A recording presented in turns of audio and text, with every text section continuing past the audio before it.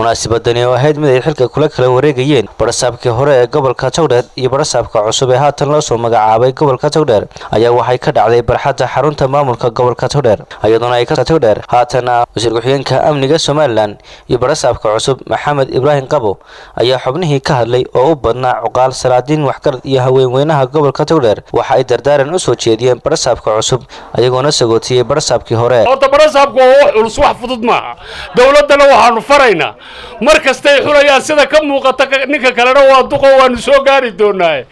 inay barasaab duqa noo xulaan waayo waa hooyo wasiir ku-xigeenka amniga iyo xilalka loo qarsoonba in loo sii duceeyo iyo barasaabka cusub in la soo dhaweeyo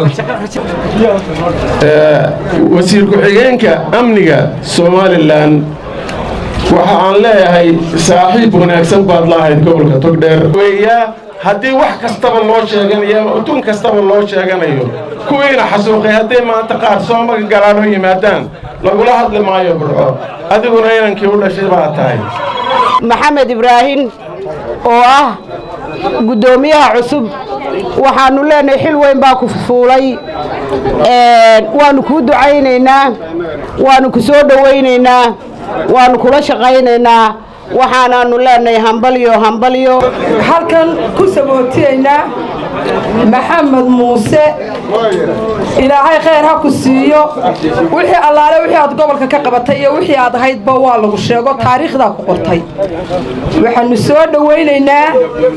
Maxamed Ibrahim Aadan Qabo waxaanu ku leenahay ku soo dhawow gobolkaagii aad u soo dhawaynayaa barasaabka cusub Maxamed Ibrahim Aadan waxaan aad u hambalyeynaya isna u sii dhaweynaya barasaabkayagii hore haddana wasiir ku-xigeenka amniga oo wada shaqayn fiican qiimo iyo qaayo badan dumarka aad u qadarin jiray haweenka kor u qaadi jiray aad baan u sii dhaweynaya Maxamed Muuse Diiriye agaasimaha guud ee wasaaradda arrimaha gudaha maayirka degmada Burco Ustaad Maxamed Muraad iyo barasaabka ku-xigeenka gobolka Togdheer ayaa barasaabka cusub ku dhiirigeliyay inuu si hagar la'aan ugu shaqeeyo magaalada Burco waxayna sagootiyeen barasaabkii hore waxa runtii loo baahan yahay inaad runtii ka feejignaato go'aan qaadasho dulqaad intaba lagaaga baahan yahay inta haddaan ka gudbo waxa iyadana jirta waxaan u soo jeedin reer Burco inay Maxamed la shaqeeyaan oo runtii nagu qaali ah meelo badan ka soo shaqeeyay sanadkii afraad baa aniga Maxamed Muraad ahaan ii soconaya degmada madax ka u malayn maayo dad reer Burco ka wanaagsan oo la xukuma inay Somaliland ay jiraan u malayn maayo gobolkan Togdheer ama degmada Burcana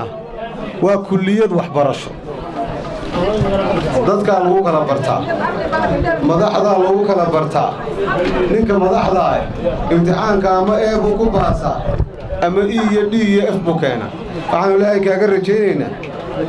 inaad ki A ku baasa A plus ku baasa ilaahay subxaanahu wa ta'aala ka dhigo ku kulantay waxaan idin sheegaynaa inta hogaamin khayr leh hogaamin wanaagsan magacii nabiga wata inay madaxdiintaas wata qodobka labaad waxa weeyaan gobol ahaan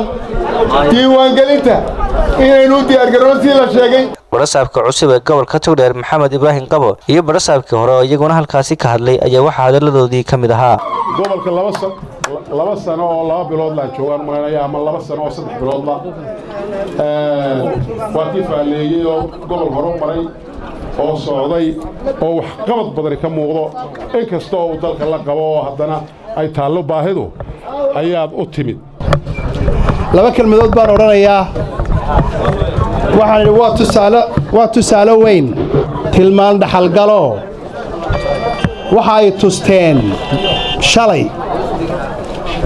inaan anna tusmada cadaalad toosan iyo tiir dhaxaad noqdo mideeyo Togdheer